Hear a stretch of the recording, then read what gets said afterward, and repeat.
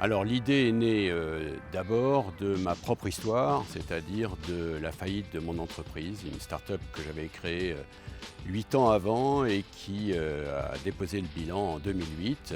À l'époque, en 2008, il y avait environ, depuis une dizaine d'années, 60 000 entreprises qui déposaient le bilan par an. Et cette volumétrie m'a halluciné. Je n'imaginais pas qu'il y en avait autant. Et c'était une époque en plus où la France se plaignait de ne pas avoir suffisamment de dirigeants. Et je me disais, mais là on en a 60 000 avant de convaincre d'autres de se lancer, on en a 60 000 qui savent ce que c'est que l'entreprise, qui l'ont dirigée et qui en plus probablement à l'occasion de cet échec ont énormément appris. Alors qu'est-ce qu'on attend pour les aider ? Nous avons eu beaucoup de chance, c'est-à-dire que j'ai d'abord eu le soutien de Jacques Attali, pour lequel j'avais œuvré dans les cités. J'ai ensuite eu l'aide de Ernst & Young, cabinet de conseil bien connu pour qui je travaillais. Et j'ai eu enfin l'aide d'Alain Juppé à la ville de Bordeaux, qui a été l'élément accélérateur qui a fait que j'ai pu démarrer à Bordeaux et réunir une petite équipe. Et dans cette équipe initiale, qui était fondamentale, c'est elle qui a porté le projet et qui a surtout construit un programme d'accompagnement. Il y avait des hommes et des femmes extraordinaires et Cécile Navarro qui, en tant que coach, nous a aidé beaucoup à construire le programme d'accompagnement. J'étais directrice de ma société et j'intervenais auprès des managers pour les aider dans leur pratique. On travaillait en groupe, ça s'appelait les groupes d'échange et de développement des talents. Et j'ai choisi de proposer cet outil à 60 000 rebonds, à Philippe Rambaud, que nous avons évidemment avec l'équipe fondatrice adapté pour qu'elle puisse être propre à l'entrepreneur en rebond. Pour pouvoir accompagner donc, ces entrepreneurs en rebond, il nous fallait des coachs. Ces coachs n'étant pas formés au GED, il a fallu effectivement leur proposer des formations. Et puis la difficulté, c'était de recruter suffisamment de coachs parce qu'il y avait beaucoup de demandes.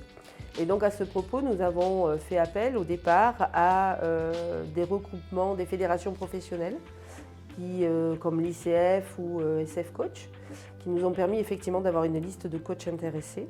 Et puis parfois, nous avons fait appel aussi aux écoles de coaching, sachant que nous avions pour but de les former à cette pratique GED. Et à ce propos, un entrepreneur en rebond, Michel Dezanti, que j'ai accompagné donc au départ, a été très mobilisé. Quand tu plantes ta boîte, t'es brisé, t'es cassé, t'es au bord de la société à avoir après été au banc du tribunal. Et tu pousses la porte de 60 000 rebonds. Et tu rencontres des gens bienveillants, disponibles, qui sont là pour toi et qui te disent « Michel, c'est ta boîte qui est morte, c'est pas toi. Tu es le bienvenu, on est là pour toi, on est 60 000. » Et tu rencontres des entrepreneurs et des entrepreneurs qui ont les mêmes mots, qui ont des chaînes plus ou moins fortes en fonction des dettes et des cautions et de l'impact personnel. Et tu te dis, waouh, pourquoi pas moi? La coach, Cécile, avec du questionnement, avec de l'écoute, avec des méthodes, elle a ouvert une nouvelle voie, au cœur en fait véritablement de ce que j'avais envie de faire en travaillant sur les savoir-faire et les savoir-être.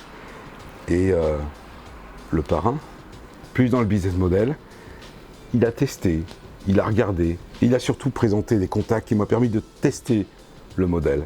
Merci Laurent, c'était le premier rebond entrepreneurial. Ce qui m'a séduit en premier lieu, c'est un homme, la rencontre avec Philippe Rambaud qui est arrivé à Bordeaux un peu par hasard, puisque le premier entrepreneur que son association avait identifié était à Bordeaux. Donc c'est la rencontre avec un homme, l'engagement de cet homme, la passion de cet homme, l'envie d'aider, la bienveillance, l'absence de jugement, des valeurs humaines incroyables. Et puis derrière, c'est évidemment le projet, venir en aide à des personnes qui sont confrontées à un moment à une difficulté extrême, le regard des autres, le regard familial, le regard juridique, bancaire. Voilà, c'était terrible. Donc c'est la conjonction des deux qui fait que ce projet m'a vraiment séduit. Dans un premier temps, participer à des réunions dans lesquelles on a défini un petit peu les process à mettre en place au sein de l'association, process d'identification, de recrutement des entrepreneurs en rebond, les process de sélection, les process d'accompagnement. Donc il y a vraiment un premier temps qui était un temps interne, un temps dédié à la réflexion et à l'organisation. Et le second temps, ça a été un temps de participation avec les premiers entrepreneurs ayant connu des faillites. Changeons. Le regard L'échec.